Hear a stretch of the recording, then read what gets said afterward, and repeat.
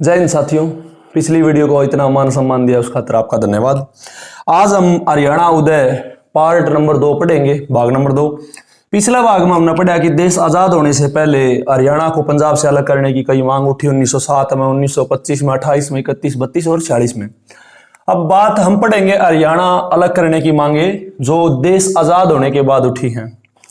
अपना भारत देश आजाद हो गया 15 अगस्त 1947 में, 15 अगस्त 1947। अब 15 अगस्त 1947 को देश आजाद हो गया तो अपने देश के ऊपर अपने ही लोगों की यानी हमारी ही सरकार बनी। ठीक है, हमारी सरकार बनी है तो उस समय हरियाणा और पंजाब एक हैं। हरियाणा और पंजाब एक हैं जिसका नाम मैं रख देता हूं संयुक्त पंजाब।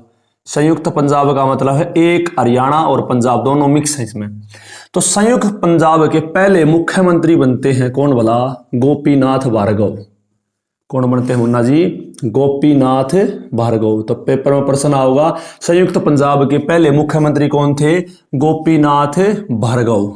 ठीक है भैया। अब ये गोपीनाथ भार्गव जो हैं इनका संबंध वर्तमान हरियाणा के सबसे बड़े जिले सिरसा से था। ठीक है, सिरसा हरियाणा में 22 जिले हैं और 22 जिलों में सबसे बड़ा जिला कौन सा है? सिरसा। तो गोपीनाथ जी का संबंध किससे है? सिरसा जिले से। ठीक है भैया। अब हरियाणा को पंजाब से अलग करने की सबसे पहली मांग उठी है 1948 में। 1948 में इस मांग को उठाने वाला व्यक्ति है मास्टर तारा सिंह।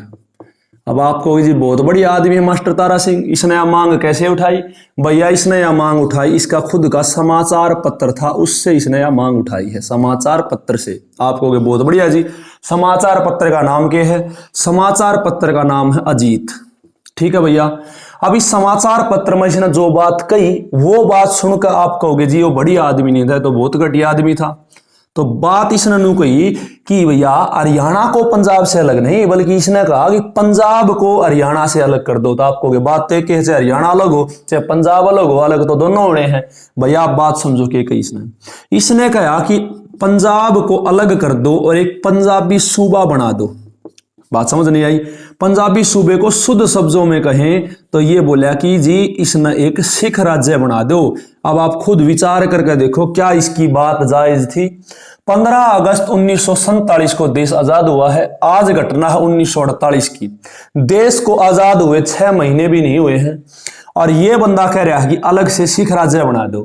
पहली बात तो यह है कि नया नया देश आजाद हुआ है और नए नए आजाद देश में अगर इस प्रकार की गतिविधियां हुई तो अराजकता फैल जाएगी और दोबारा से कोई ना कोई, क्योंकि तब तक पुर्तगाली तो देश बढ़त जो है, पुर्तगाली लोग तो देश पर राजे कर रहे थे, गोवा वगैरह पर अधिकार था, तो उनके मंसूबे और बढ़ जाते क्योंकि उनको लगता कि ये भारतीय अपने आप खुद पर राज करने में सक्षम नहीं है। पहली बात तो ये।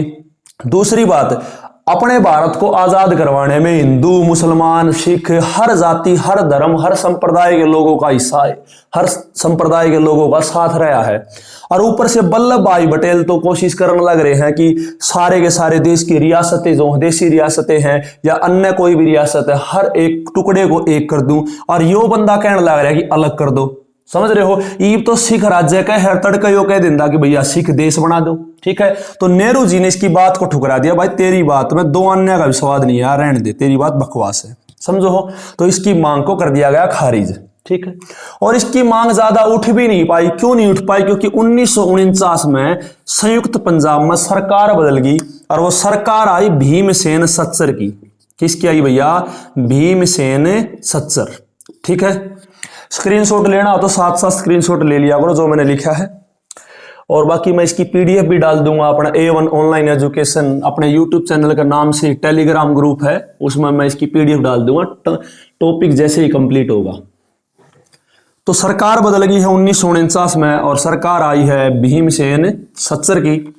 भीमसेन सच्चर की सरकार आई तो आप सोच कर देखो, कोई भी मुख्यमंत्री हो वो कभी नहीं चाहेगा कि उसके राज्य की वोट कम हो। ठीक है, और उसके राज्य में दंगा फसाद हो, उसके राज्य में रोड़े हो।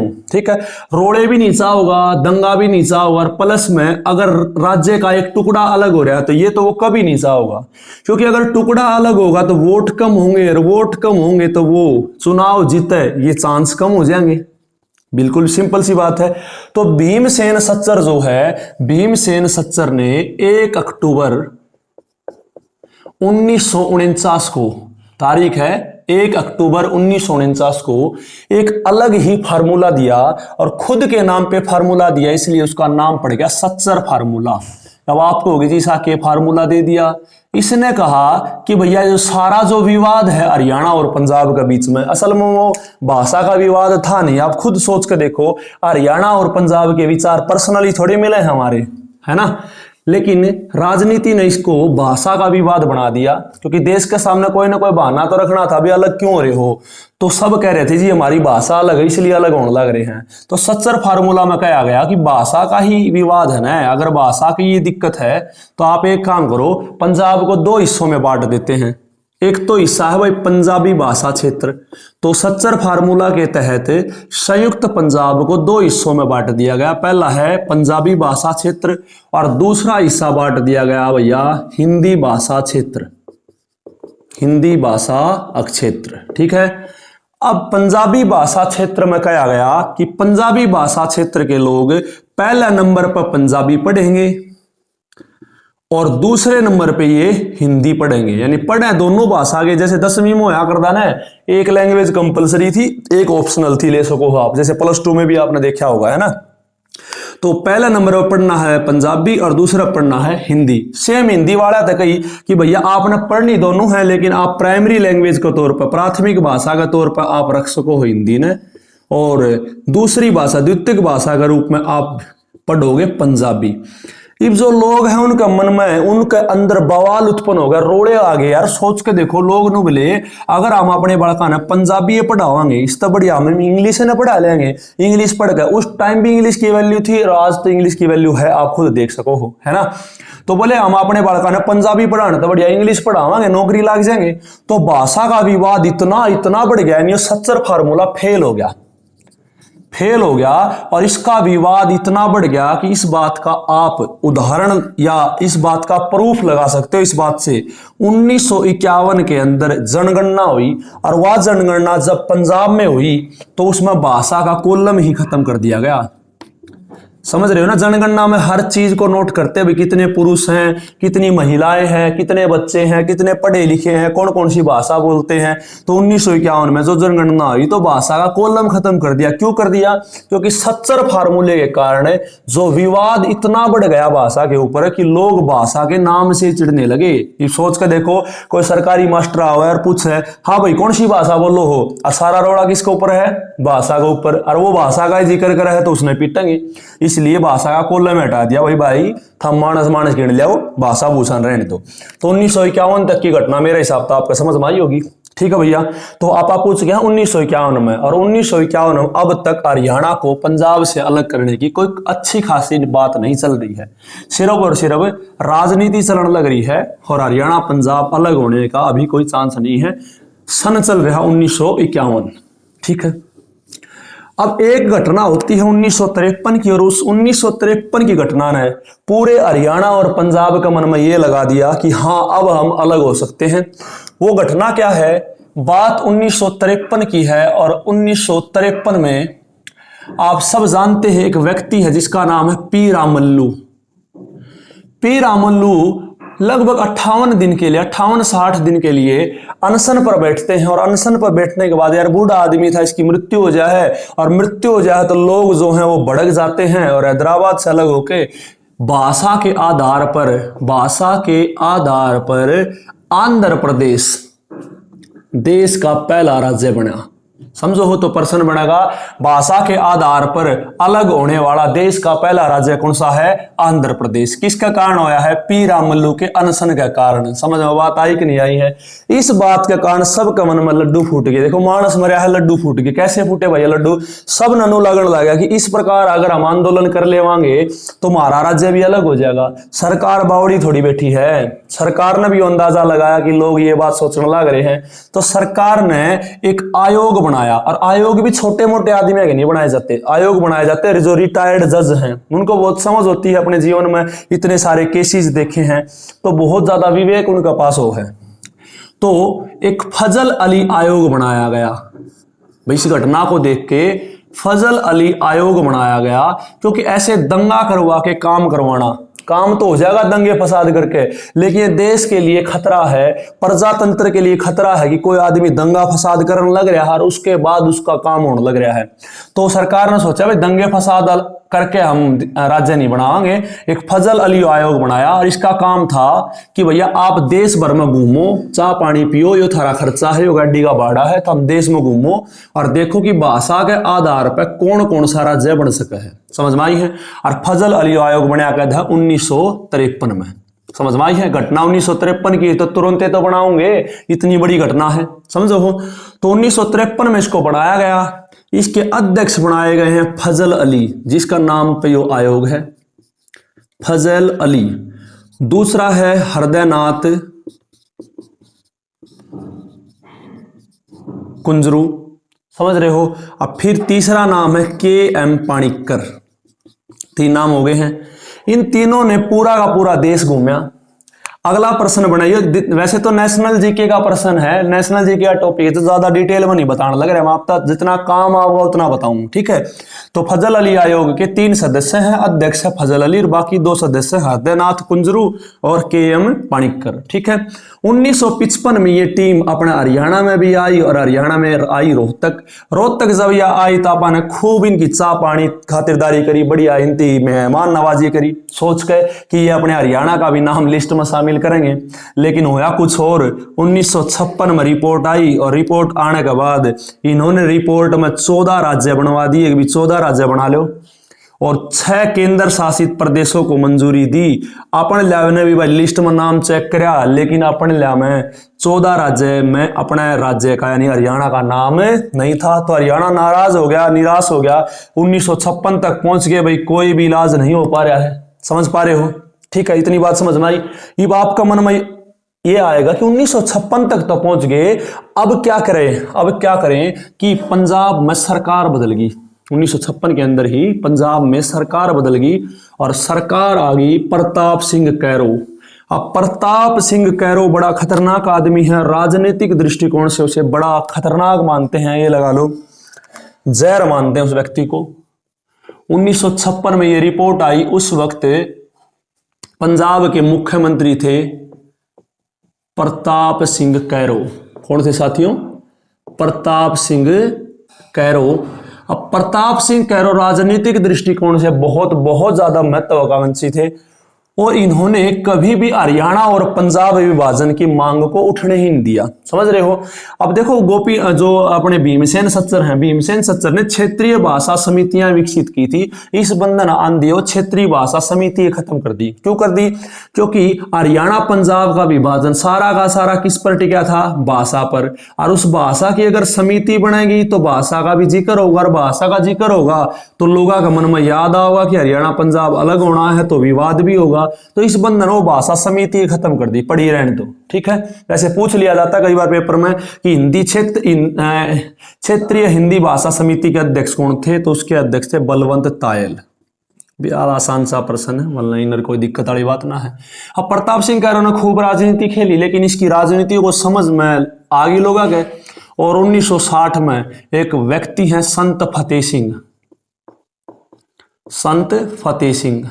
अब संत फतेह सिंह जो हैं वो अनशन पर बैठ गए, वो बोले भैया सारा की बाट देख ली, अब हरियाणा और पंजाब ना अलग मैं करवाऊंगा। संत फतेह सिंह बैठ गए, कोई दिक्कत वाली बात नहीं है। लेकिन इस प्रताप सिंह कैरो की राजनीति का कारण मास्टर तारा सिंह इसके पास आए। दरअसल इसने मास्टर तारा सिंह, संत फतेह सिंह और मास्टर तारा सिंह वास्तव में दोस्त थे, और इस प्रताप सिंह कैरो ने इनका बीच में फूट डलवाने का काम करा। कैसे कराई आप देखो। इसने प्रताप सिंह कैरो को अपनी तरफ, प्रताप सिंह कैरो ने मास्टर तारा सिंह को अपनी तरफ कर लिया और कहा कि आप संत फतेह सिंह ते जाकर कहो कि तू भाई बूढ़ा ठहरा। इसने वह बात कही संत फतेह सिंह थी, भाई बाबा जी संत फतेह सिंह जी आप है ना बूढ़े ठहरे हो, आपकी उम्र ज्यादा है, आप रहने दो ना, पीरा मल्लू वाली बनेगी, अनसन अनसन में जाता रहेगा, गवर्नमेंट कौन हो जाएगा। तो इसने कही संत फतेह सिंह थी तू रहने दे, तेरी जगह ना मैं करूंगा। तो मास्टर तारा सिंह की भी इज्जत थी भैया उस टाइम तक, तो संत फतेह सिंह ने रहने दिया और उनकी जगह मास्टर तारा सिंह ने अनशन कराया। लेकिन 48 दिन अनशन करके मास्टर तारा सिंह भी उठ गया। सोच के देखो मास्टर तारा सिंह की कितनी बेइज्जती हुई होगी। और इसकी बेइज्जती हुई है तो संत फतेह सिंह की भी बेइज्जती हुई होगी।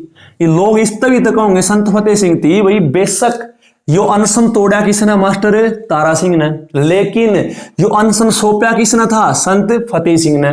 तो 1960 में ये बात फैल होगी, हरियाणा पंजाब अलग करने की जो मांग है वो मिट्टी के नीचे दबगी। और इस बात का फायदा डायरेक्टली किसको होया, प्रताप सिंह कैरो के। आपको भी सर इसको कैसे फायदा होया, भैया आप सोच कर देखो कि प्रताप सिंह कैरो का ही तो फायदा होया है। हरियाणा पंजाब अगर अलग हो जाते तो वोट भी कम हो जाते, और वोट कम हो जाते तो सारा डायरेक्ट नुकसान किसका है, प्रताप सिंह कैरो का, यानी राजनीति का ज्यादा नुकसान है।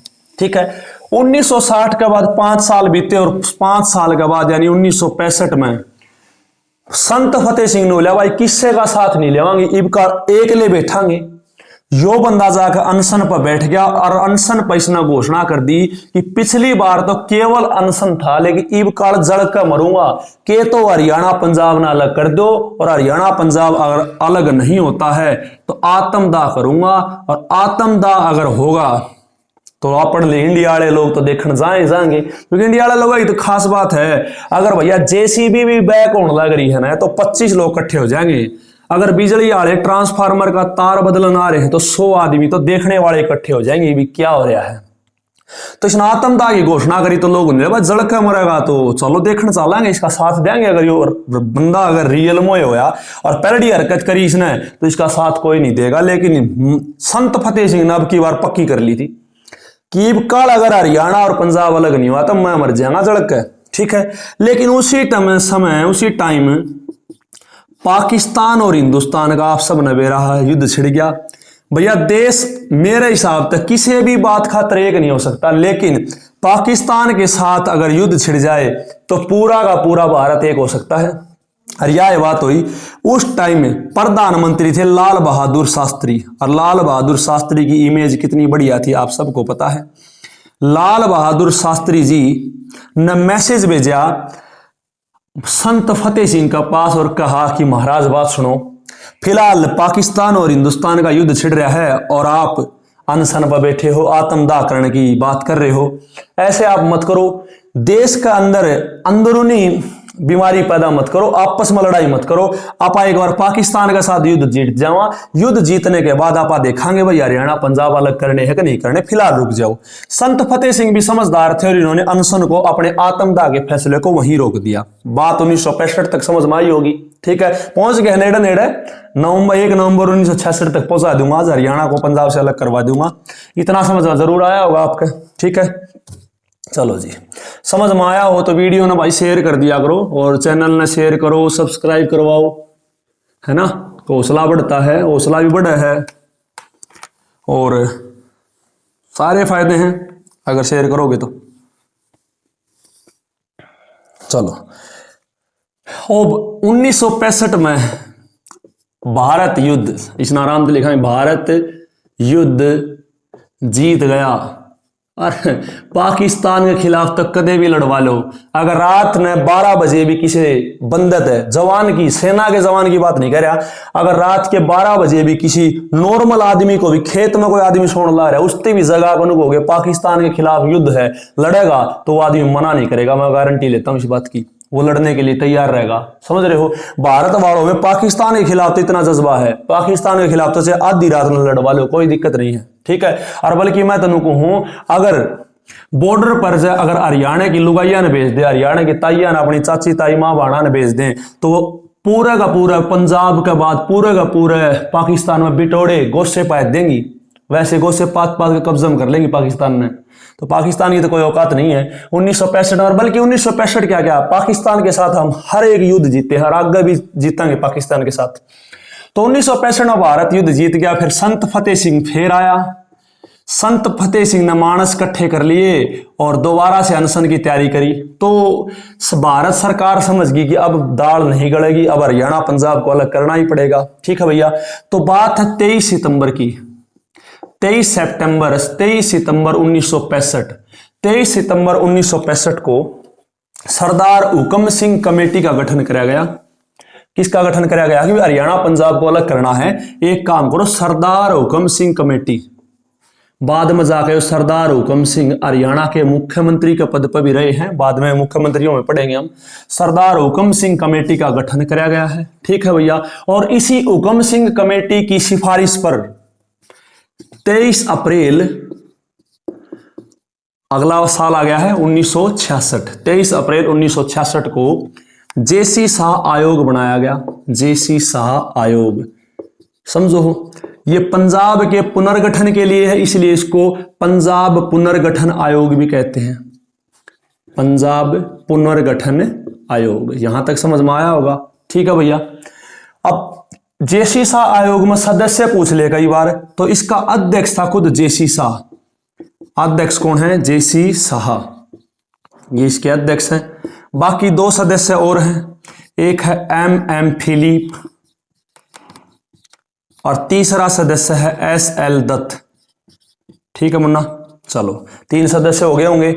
अब इसकी रिपोर्ट आई है 23 अप्रैल 1966 को, यह बना है किसकी सिफारिश पर बना है? सरदार हुकम सिंह कमेटी की सिफारिश पर, या कमेटी कद बनी है 23 सितंबर 1965, ठीक है। और 31 मई 1966 की इसकी रिपोर्ट आती है, और रिपोर्ट में इसने कह दी हरियाणा और पंजाब को अलग कर दो, इनका गुजारा एक साथ नहीं होगा। बात समझ में आई है। और जैसे ही अलग होने की बात डन होगी, तो 18 सितंबर 1966 को संसद में विधेयक यानी बिल पास हो गया। संसद में विधेयक यानी बिल पास हो जाता है। और बिल पास होने के बाद हकीकत आप सब जानते हैं कि 1 नवंबर 1966 को अपना हरियाणा पंजाब से अलग हो गया। सबसे मुश्किल टॉपिक पूरी हरियाणा जीके में यही है, सबसे बोरिंग टॉपिक जो है पूरी हरियाणा जीके में यही है। इसके अलावा ना कोई बोरिंग टॉपिक है और ना ही कोई मुश्किल टॉपिक है। वीडियो कैसी लगी दोस्तों जरूर बताना। आज के लिए इतना, जय हिंद।